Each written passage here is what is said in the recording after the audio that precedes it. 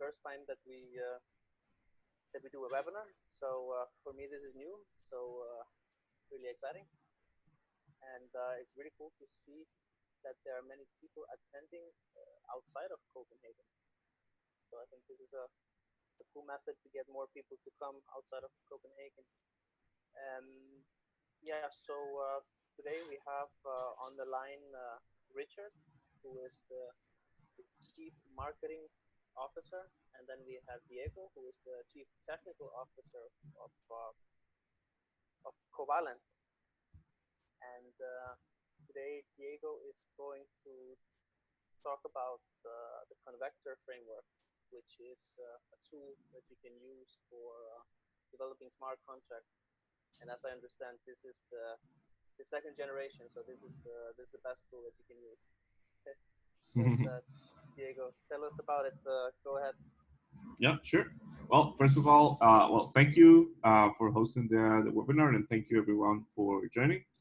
I hope you have like a good time during the presentation, like getting to know more stuff on how you can improve your skills on creating smart contracts, and more like specifically for the enterprise blockchain. Feel free. I want to say, feel free to interrupt the presentation at any time if you have any questions, or you can also send a message, and I'll be checking the messages in the webinar as well, in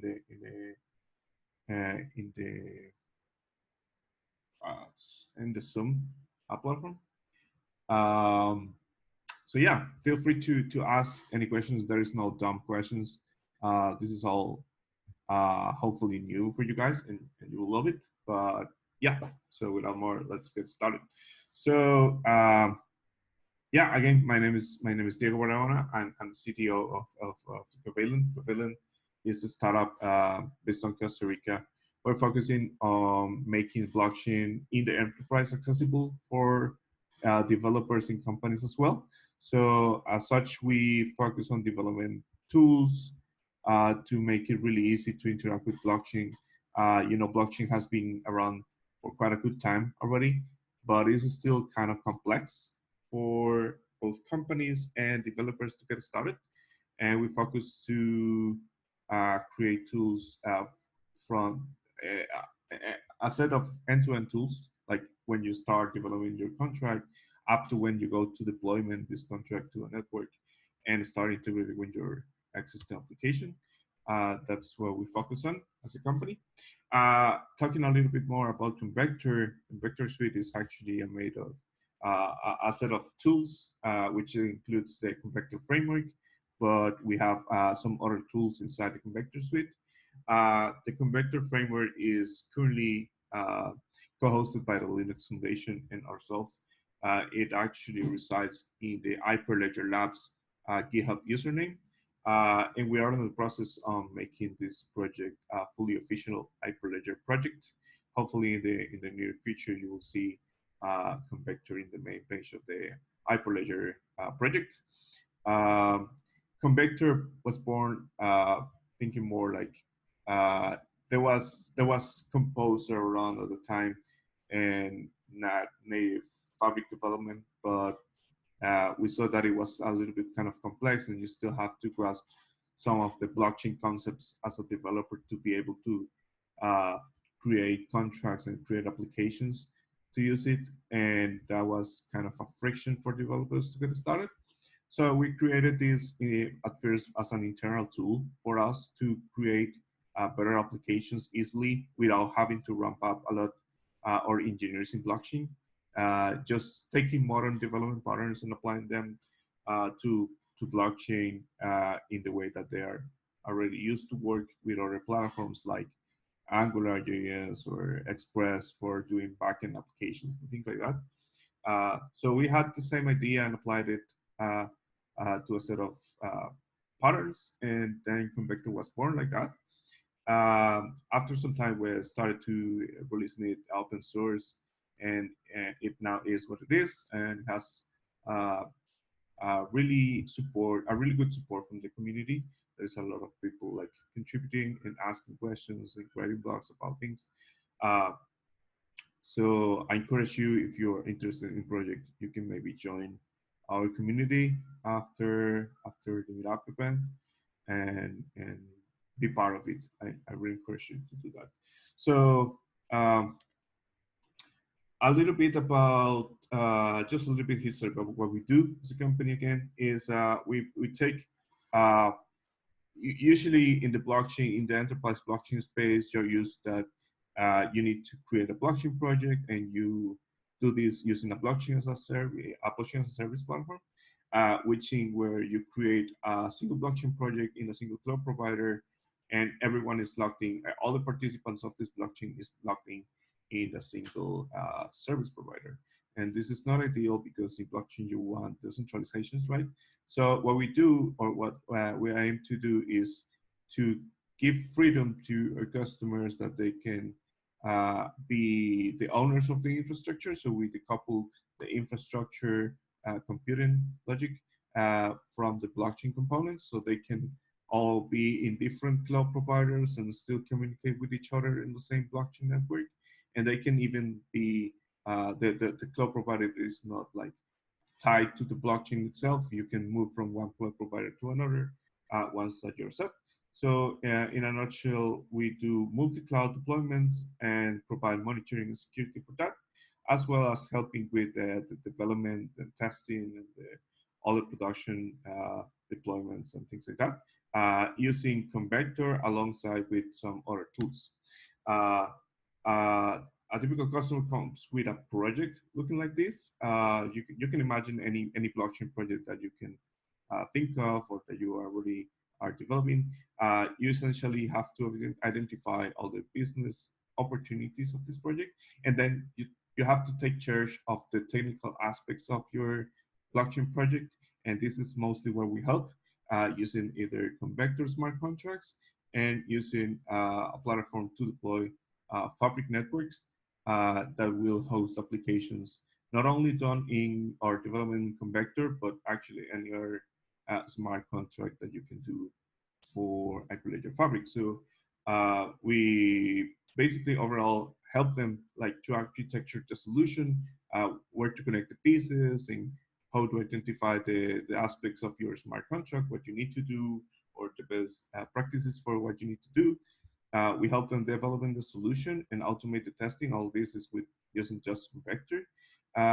But we also help them automating their testing with some continuous integrations. Uh, we also monitor their environment once they are in production. They need to like verify that their Hyperledger fabric is up and running all correctly, and to build interfaces around all of these with their own APIs. So that's basically what we do. Uh, just a little notice about this is a lot of our users for Convector are coming right now from Composer. You know, Composer was put on pause almost a year ago, or more than a year ago, and it has been deprecated a couple of weeks ago. So this actually made a flag in the way of the Convector roadmap, because a lot of a lot of users in the community are actually coming from Composer, looking to migrate their projects to Convector, because well they were left in the blank with the Composer framework, and they needed like to migrate to a better approach. And doing native is not always the very optimal uh, solution. And with Convector, you're actually developing a native smart contract made in JavaScript, but with some uh, software notations or concepts that you can grasp as a software engineer, to don't really have to go deep down on the technical details of how blockchain works. Uh, the whole spectrum of the tools that we have right now is when you are developing an application, you use Convector, which right now has more than, well, this number is actually rapidly increasing. Right now we have 60,000 downloads, more than 60,000 downloads. Uh, so you can rely that you're using a framework that a lot of people is using already, and that they have found some problems at the beginning of the way, and that we have some that we've seen and addressed to all of them. So this is a community contributing each other with different use cases that all of the feedback, all of the feedback that we get is always an improvement for all of us, right? Since we're all using the same tools. If someone else is having an issue or is not being able to do something, they pretty much share the feedback with us. We address it as a community and release a new version for this. And this is all an improvement for all of us, right?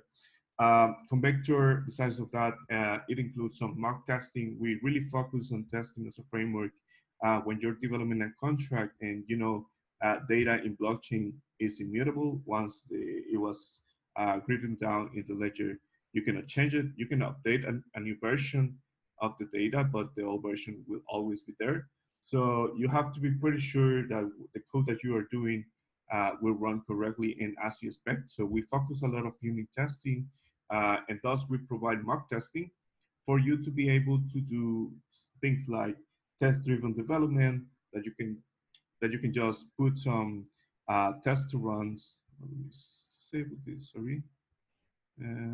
Yeah, that you can put just some tests to run locally to run against your development uh, files. Again, when your development files, you just can put your test to run in a watch mode and just see if they'll fail or program until they won't fail and things like this. This is also very helpful so you don't have to start a whole network just to test a small functionality when you when what you need to do is just test your pure logic instead of the whole blockchain related stuff. This is really useful. Convector also has some type checking. It's written in TypeScript, so you will have type warnings when you are trying to pass a value that does not match what you were expecting on the other side. Uh, and it also has a REST API generator that will take the code that you created with Convector and generate a REST API for it. So you can already put this in a Docker container, deploy it somewhere, and start sending requests to this REST API that will end up being transactions in your Hyperledger Fabric network. Again, Convector is all JavaScript. I mean, we're using TypeScript, but TypeScript is a superset of JavaScript. So anything that you do with JavaScript, you can do it with Convector as well. Any package, any npm package that you are used to use in your regular workflow, you can do that with Convector as well. And the reason why we choose this language is because it's very popular among developers. Almost anyone knows a little bit of JavaScript already today. And what we wanted to do is for Convector to be really easy for developers to get started. We have our community based on Discord. Uh, so if you're interested, you can just come and join our community and start chatting with us. We're really flexible and really accessible. So if you're having any book or any problem, or if you don't really know how to do something, just come to our Discord channel and we'll surely help you out. Uh, Convector also has a CLI. I didn't list it in here. It has a CLI that helps you bootstrap new projects to get started really fast. So you don't even really need to figure out how to create a new project. Just with a CLI, you will get all the base files that you will need to get started.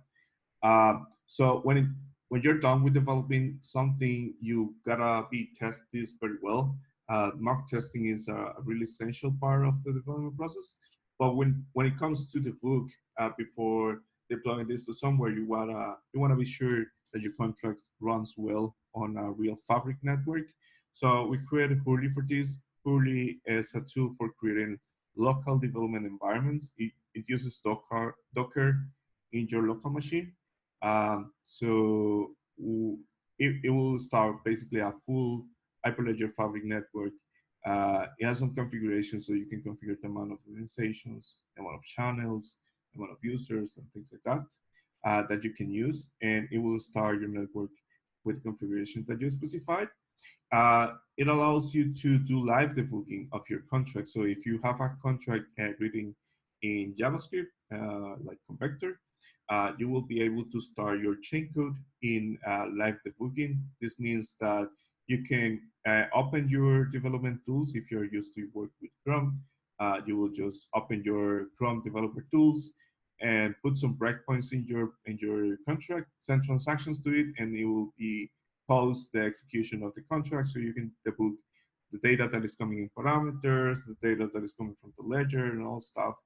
This is pretty useful to actually be able to see what's going on inside a contract when it's run in a real Hyperledger fabric network. It has hot reload, so if you make any changes to this contract, you will be able to reload this chain code without installing it again or updating the contract. This is really useful for testing and live debugging and fixing code on the fly.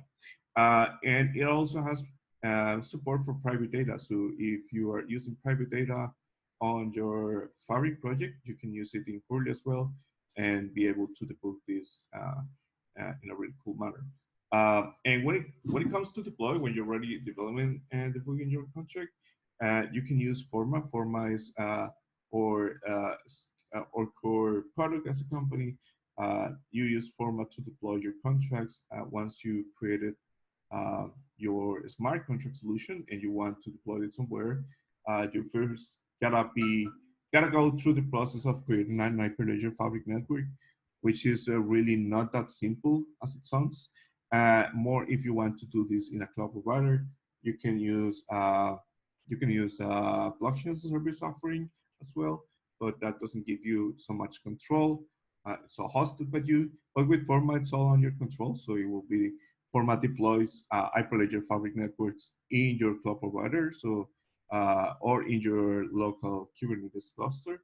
So all you have to do is just point into the right direction. Informa will just automatically set up the environments for you. So you just can start deploying contracts the easy way in your workflow.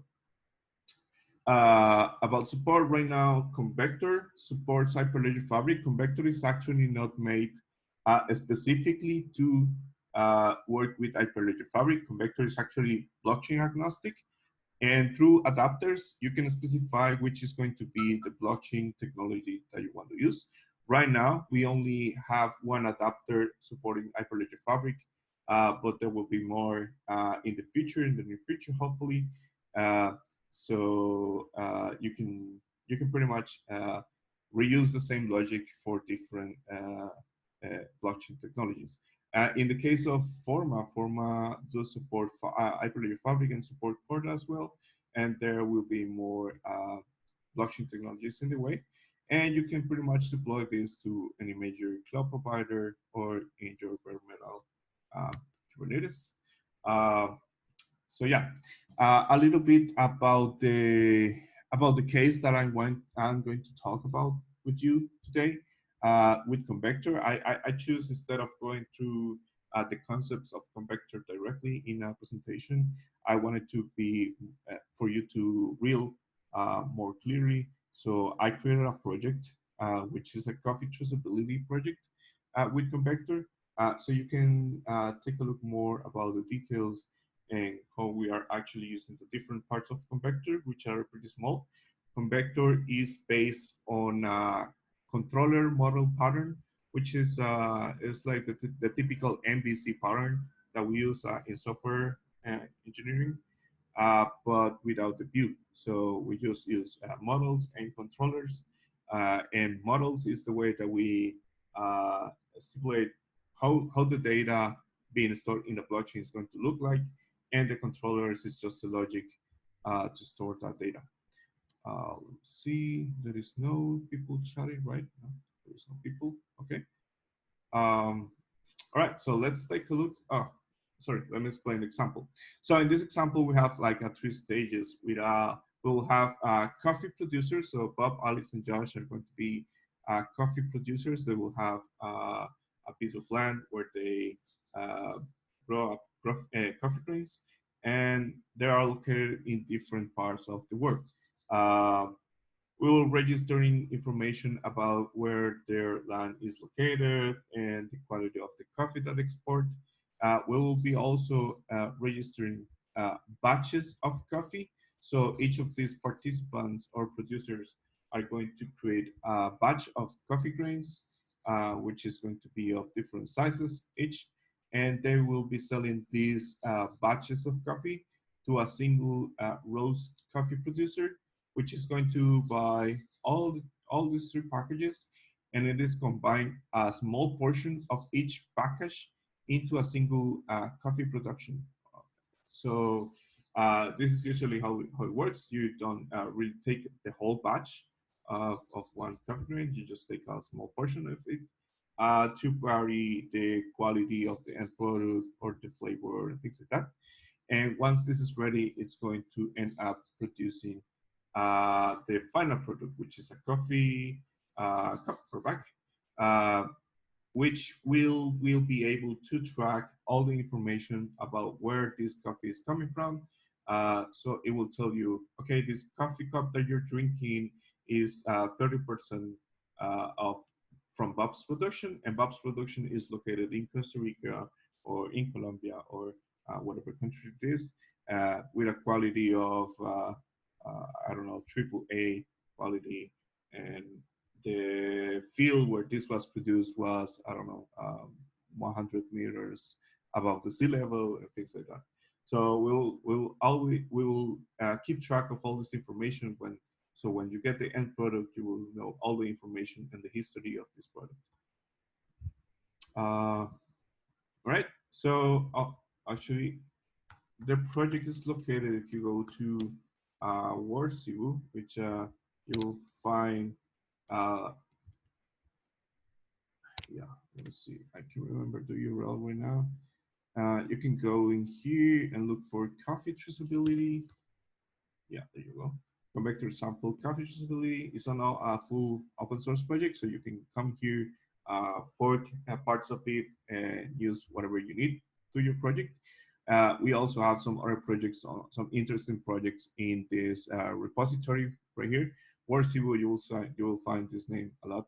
RESTful is our old name. We renamed our company to Copenhagen just like a month ago. RESTful was our previous name, so we have a lot of references to do with RESTful. But there is nothing to worry about this. You'll find a lot of examples like identifying participants and identifying users in your smart contracts, authenticating them, authorizing them, and doing multiple stuff. You'll find private data examples. You'll find event emitting examples. You'll find a lot of examples in here. This is specifically is about the example that I'm proposing you. So if you download this code, and open in an editor, you will have something like this. Just explaining a little bit about the structure of the Convector projects, and actually to be clear, this structure was generated with the Convector CLI, which you can check out the open source in here as well. The RESTful Convector CLI is just a tool that helps you generate Convector projects, as I mentioned before. So if you want to create a new project, you just need to install it globally and run conf new and the name of your project. And actually with that is just more than enough. You actually don't need to pass this. This will generate a whole new project with that name, with a structure looking more like this. And what you will have in here is what we call a monorepo. Monorepo is a project based on different packages that we will have on the same repository. Uh, so, and in the package JSON, you will find we have some useful scripts for you to get started. One of those scripts is actually env restart, which if, well, I have already run this, but when you run npm run env restart, if you're not familiar with Node.js, you just need to put npm run and the name of your script you want. This will invoke this command per new -u3. This is actually using Hurley. Hurley is, if you remember, the development environment that we create locally. So what this is going to do is create you a local Hyperledger fabric network using 3 users per each organization. By default, it will just create 2 organizations and 1 channel. and I'm overriding the amount of users, which is 1 by default. I'm setting up, I want 3 users. Um, and since I already have this running, I can just go and do Docker PS, and you will see I have some components running here. So you can see I have an auditor, I have 2 certificate authorities for each organization, 2 peers for each organization, and 2 coach TVs for each organization. And you can actually take a look at the coach TVs. If you go to localhost 80, 50, 84, which is the default port, you'll find the coach to be up and running here. We'll come back to this later. Um, the other thing that I want to already um, before starting the show is npm run cc start, which you can see in here. And I pause coffee. Coffee is the name of my project. So this name is Coffee. This project name is Coffee. So what this is going to do is install the smart contract present in this project into the ledger that I have running.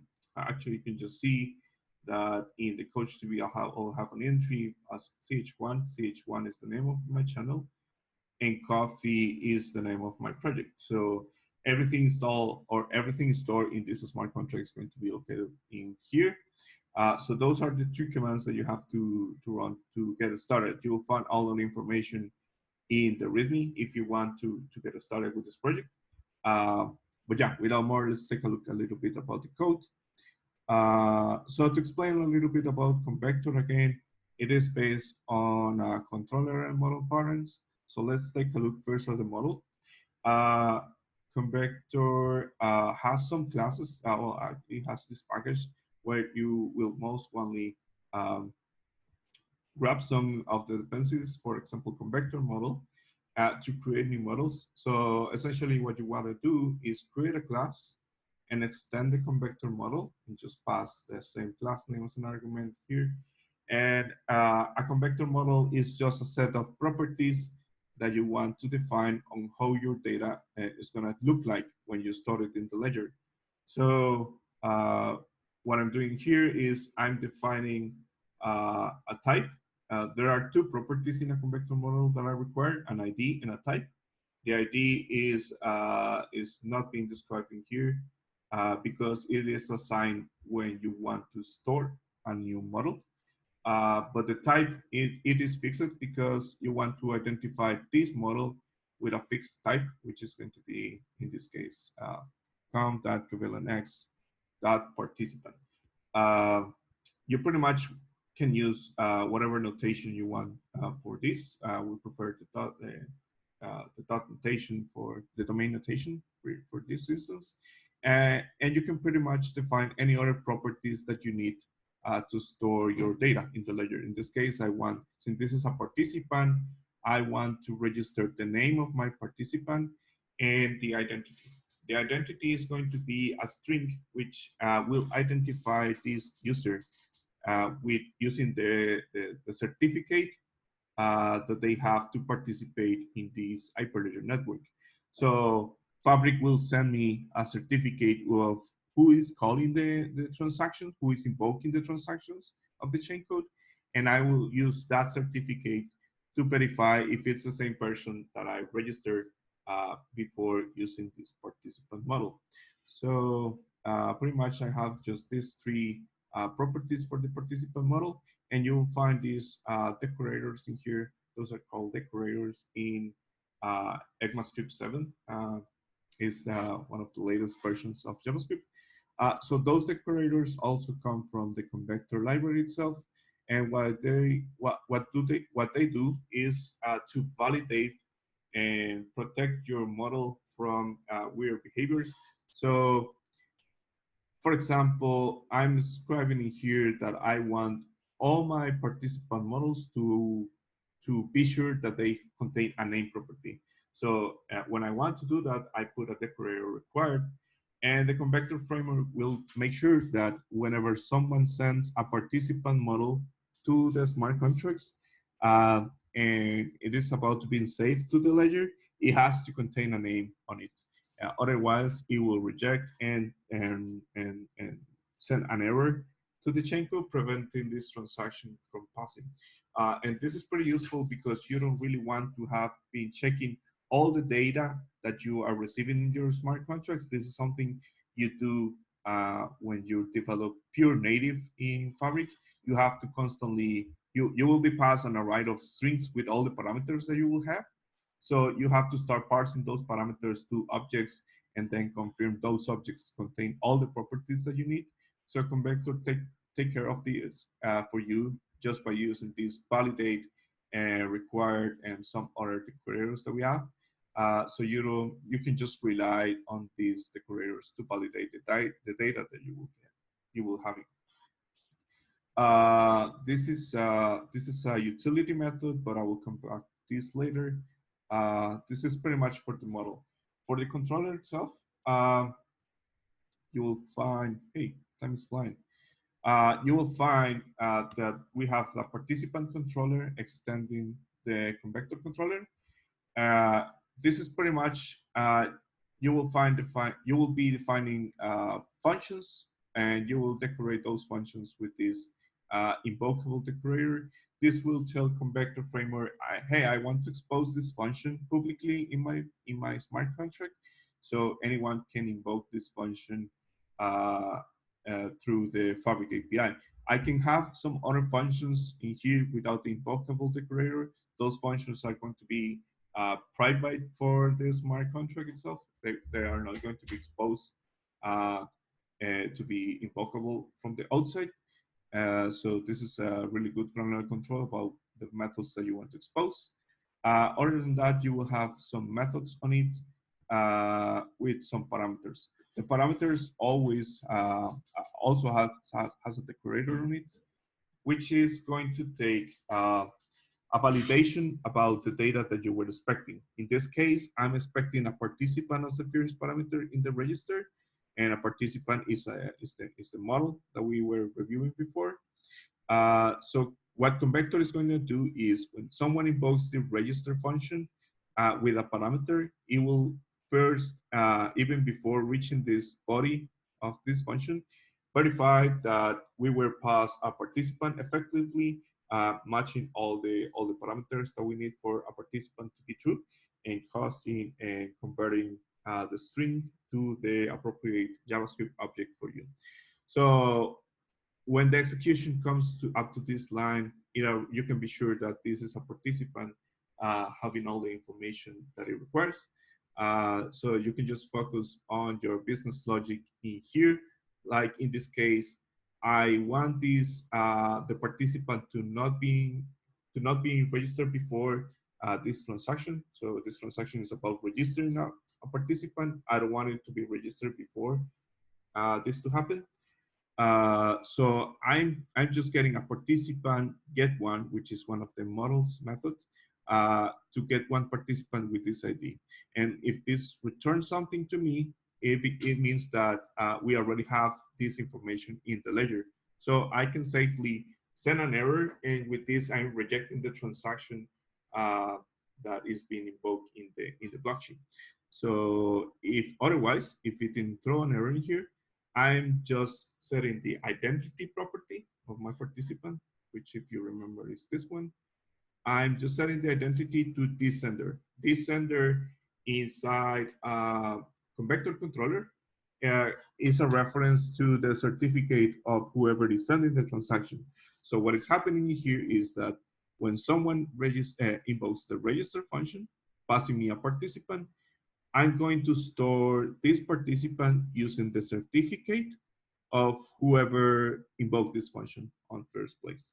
So this way, I am making sure that the identity is being set when they first register, and then I will be using this identity property later in some other functions to verify that they are the same person. You can just pretty much rely that this sender is going to be unique for the same participant. If the same participant invokes the function, you will have the same this sender. If it is another person using another certificate, you will have another value So you can use this as a mechanism to authenticate your users. After that, you just have to do a participant save, and pretty much you will be saving this information into Ledger. The other functions that I have in these sections are pretty much gets. So the get will make sure that we do have a participant with an ID. So if we don't, we throw an error. Otherwise, we return it as a JSON result. And same thing for the get all. So we just do a get all to get all the participants registered in the ledger and returning them as a JSON. So I want to ask up to this point, is anyone having any questions? No? All right. I will be speeding up a little bit. I think the time is flying. Um, I want to show you a unit test. Let's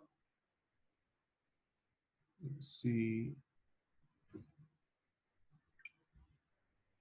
All right. Yeah, I want to show you a unit test of this participant contract that I have in here.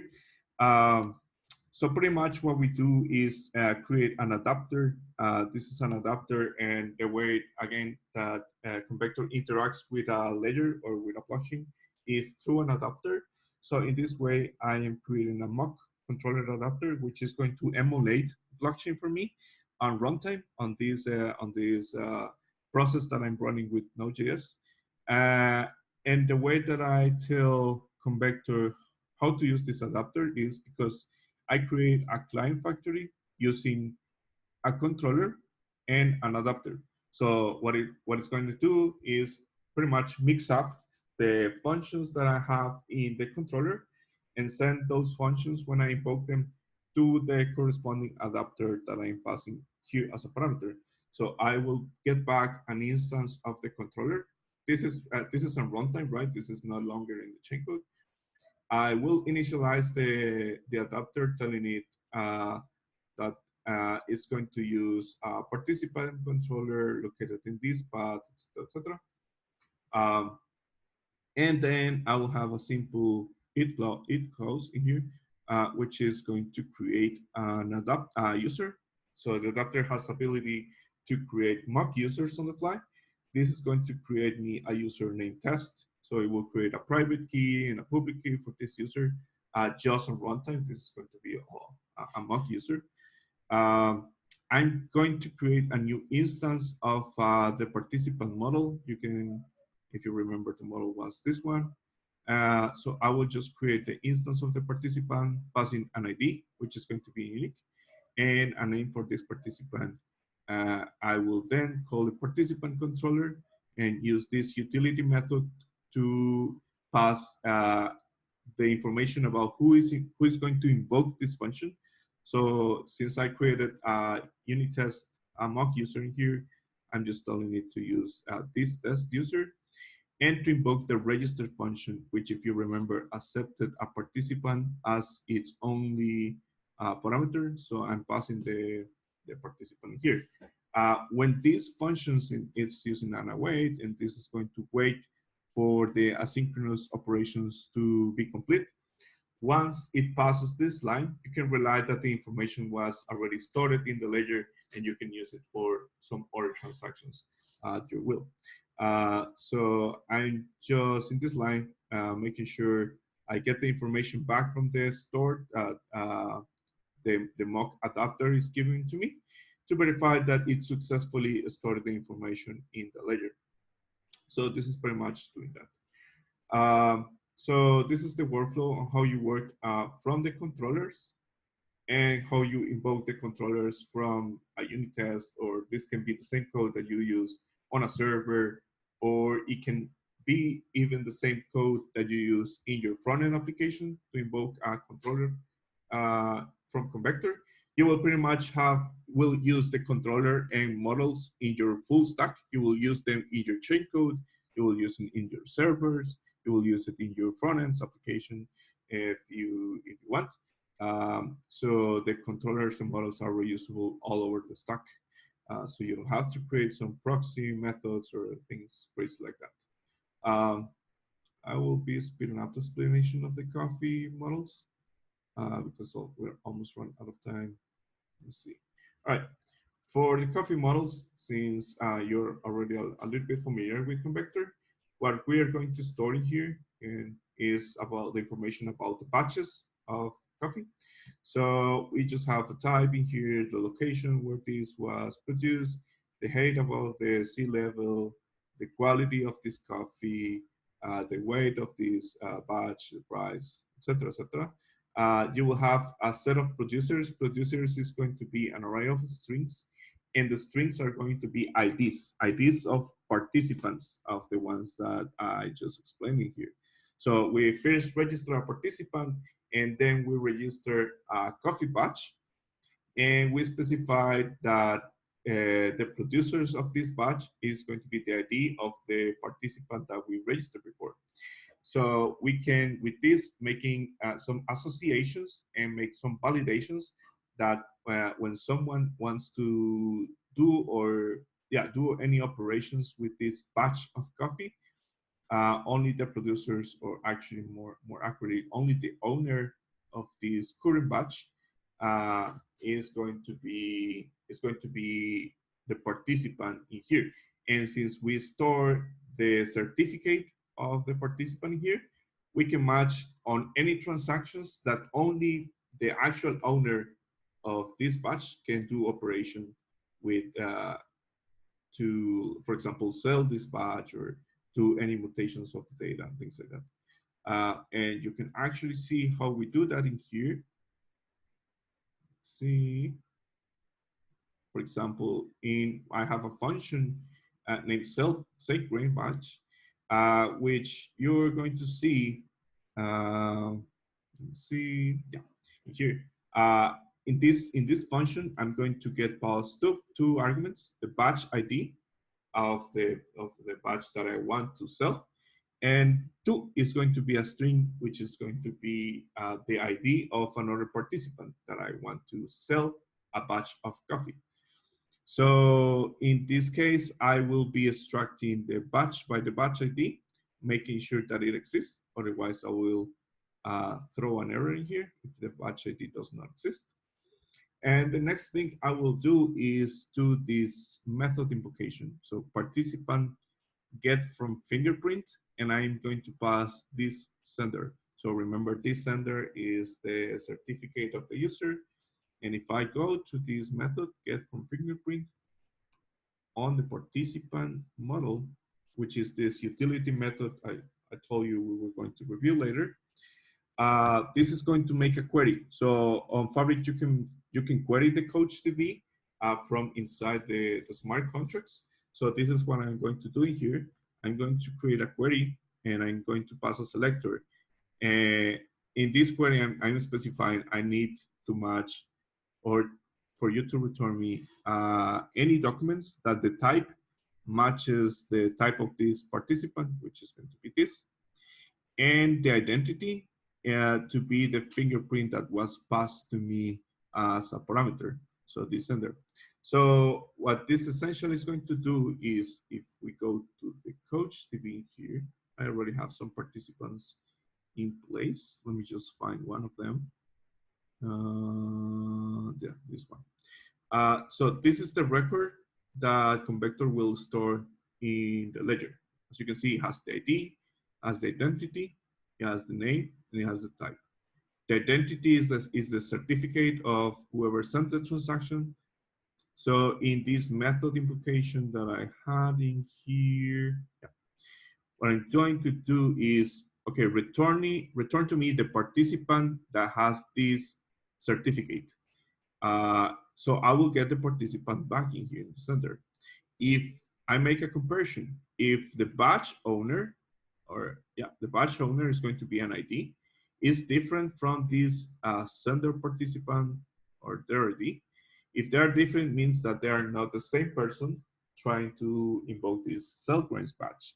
So I will just simply throw an error, making sure that only the same owner is the only one being able to sell this coffee grain batch. Otherwise, if I'm not throwing an error, I'm just reassigning the owner to the one that was passed to me as the parameter. and I'm saving this batch in the ledger. So yeah, as you can see, pretty much that's how you authenticate users in Convector. Uh, yeah. So the time is flying. I won't be able to show you the full code of the rest of the batch logic, but pretty much we're reusing the same concepts over and over again. What I want you to show you before our session ends is that you can do an end-to-end test as well. So the end-to-end test. So we show you. I show you before the test, which is an spec for the participant. We have a same spec in here for the coffee controllers and models and all stuff. It's a pretty big test. Oh, it's not that big. Um, but we have also a test running against a real Hyperledger fabric network. So this one, instead of using the mock controller adapter, it's going to use the fabric controller adapter, which in here you specify information about where is the cryptographic material for the user that you want to invoke the ledger, what is the name of the chain code, what is the channel that you want to invoke, what is the username that you want to use to invoke, and things like that. So this is pretty much the difference between the mock adapter and fabric controller adapter, which is in the fabric controller adapter, you just need to specify the connections to the fabric network. For example, in the network profile, it will be YAML to the network profile file. And you can actually see the contents of it by looking at this. Yeah, so in here you will find that it will specifies the channels that you have with running with Hurley, all the organizations that you have, the auditors, the peers, with their corresponding locations, how to make the calls.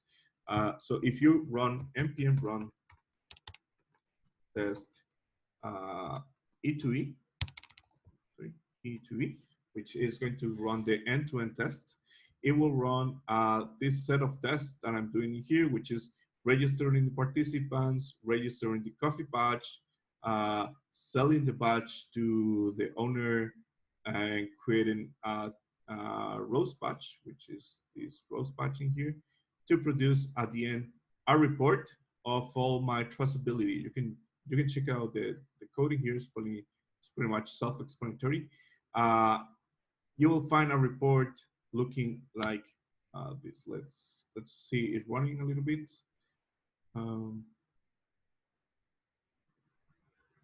Okay, it's running coffee, starting it.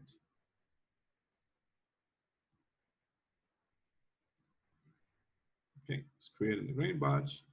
Yeah, it's giving me a report of all the operations that it's been doing.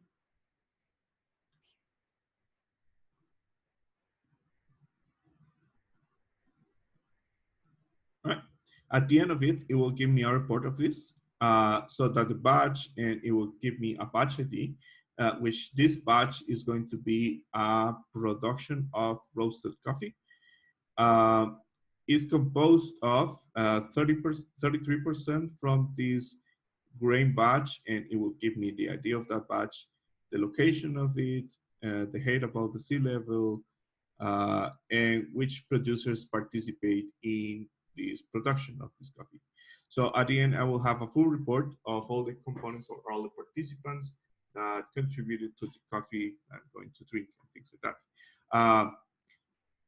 Yeah, so this pretty much covers the testing. A couple of other things that you will be able to do is generate a REST API. I already have a server here generated. So with the REST API, you can find the repository. Let me see, Convector REST API. It's also in our GitHub repo, so you can go and take a look if you want. What you will have to do with this REST API is creating a file named API.json. And with this file, you will specify all the methods that you want to expose from your controller as a REST API method. So in this case, I want to expose from the participant controller the method register using a post, and the get and get all to use a get method, for example. So you specify all the functions in here with the verb that you want to use and the controller, methods, things like that. And when you come and run this command, conf REST API, generate API, you post the chain code project name, which in my case is going to be coffee, and you pass this -f, which is going to pass this configuration file, coffee config.json. You will end up with a server looking like this one generating for me.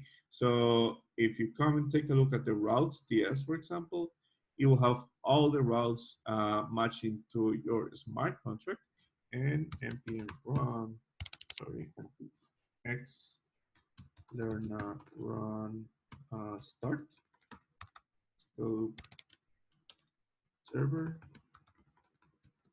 I can start my server with this command, which is going to invoke this method from here. It's going to start the server using PM2. PM2 is just a library for Node.js servers. So I will have a server up and running. I can go to Postman, and if you're not familiar with Postman, it's just a client to make REST API requests. And see, once it's initialized, right? So I can call to localhost 8000 to the participant register method, and I will be passing an ID of I don't know 7534 with the name Diego. So I want to register a new participant, Diego. I send this transaction. It will return at 200, okay? And I can come with this ID and make sure it registers correctly. So participant get in the ID, and it's going to return me the participant I registered with the identity that I used to register this participant in the ledger, things like that. So pretty much with this, you can call virtually all the functions that you have in here. Some of them have some parameters like the batch ID and things like that to generate the full process of the coffee transaction ledger. Um, and all right, so now that you have your controllers and models, and then you created your unit test, and then you created your end-to-end test, and then you created your REST API servers, you pretty much want to deploy this to production or to some environment that you can share with your boss or with your colleagues to check out the project that you just created. Uh, which is, I'm sure, is going to be a really cool project. You can just come to Forma. Forma is to create networks without you having to do a lot of research about how to do so.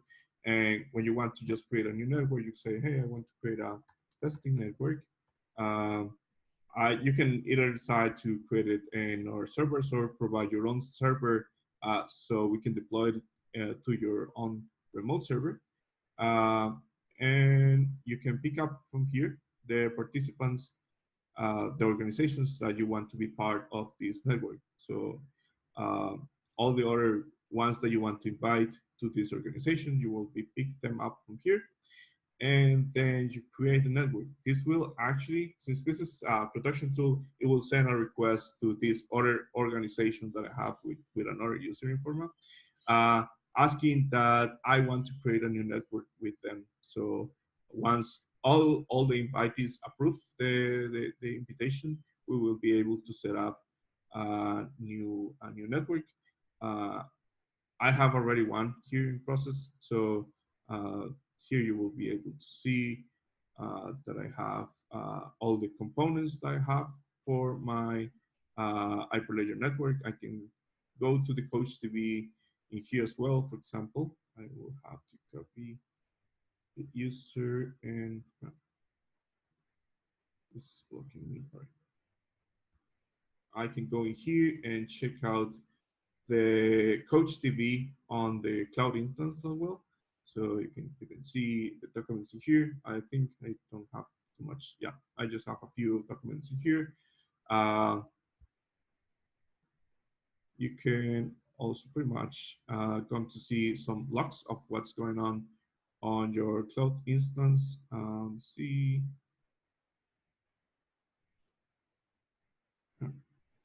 right? You can check out metrics and things like that. You can create new users from here. Oh, what's going on with the logs? Right. You can create new users from this section. Let's see, yeah, you can create pretty much new users in here where you set up the password and things like that. And you can also come to the network if you want to install a new contract as well. You will find the channels that you have for your network in here and pretty much install a contract. I already have the config. But let's make a test. So I can go and install a coffee too, just for testing. So you just pick up the contract that you created with Convector. I'm going to pick up that. You select the language. No, it's going to be a Node.js language, and you select your version.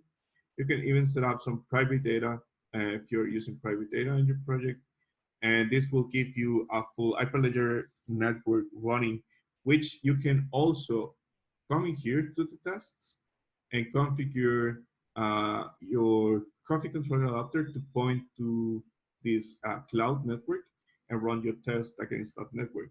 So yeah, it's pretty versatile what you can do with this and what you can do overall with the Convector framework. Um, is there any questions?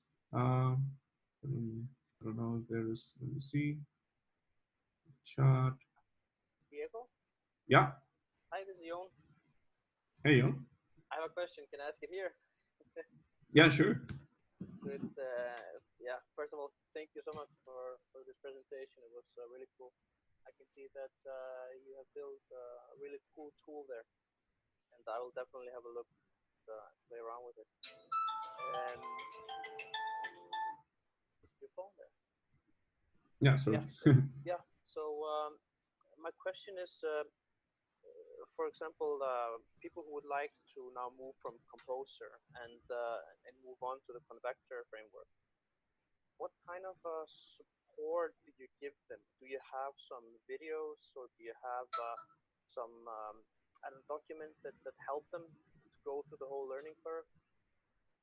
Yeah, so we have a couple of posts in Medium, in the Medium platform, like basically doing a walkthrough about what is migrating a Composer project to Convector.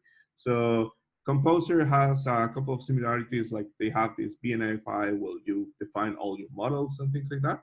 We cover that in some of the posts. You can come to Medium, I think Medium come and go to the WordCV account, you will find a lot of it's actually Covalent X HQ now. It will redirect you, no worries.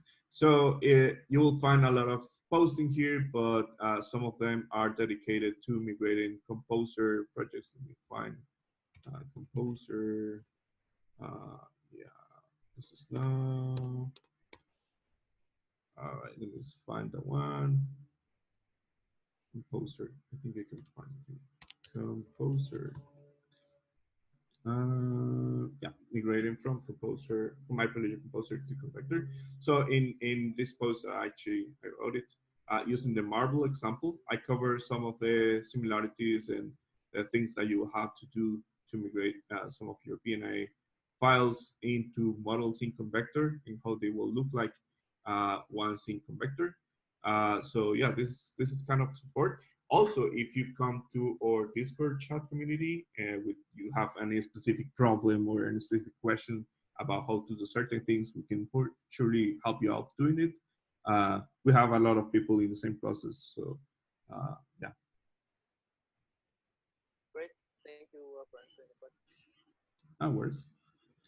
Um, Anyone else has any questions? Otherwise, I think um, yeah, this is the last part of the presentation. So If see. there's no more questions, I have another question regarding Forma.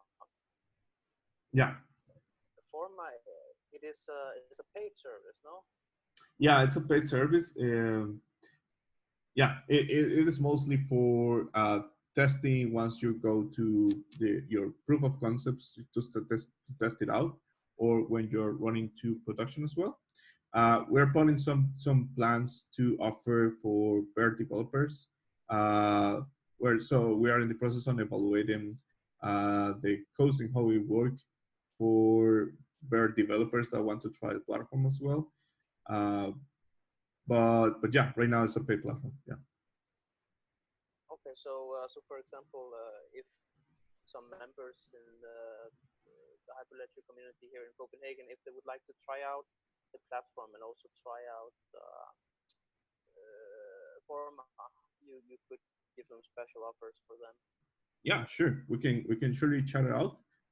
Well, you can guys contact Richard for that specifically, or well, again, if you come to our Discord community and you can ping us about that, we can figure out what we can do regarding that.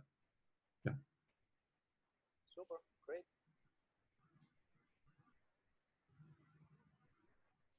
All right. If there's no more questions, thank you everyone for your time, and I hope you find Convector really valuable for you and the needs that you have for your project. Uh, Please, well, again, please join our community. That would be really good for us and really good for you as well, since we provide value to each other and we can grow up as a community. If you're interested on collaborating on any part of the Convector, if you see you can want to maybe write a blog post about it or things like that, please think Richard for this. But yeah, we're really super happy to help you get your projects on. So thank you very much. And yeah, that's it. Yeah, great. Thank you so much, Diego. It was a pleasure to have you. Thank you.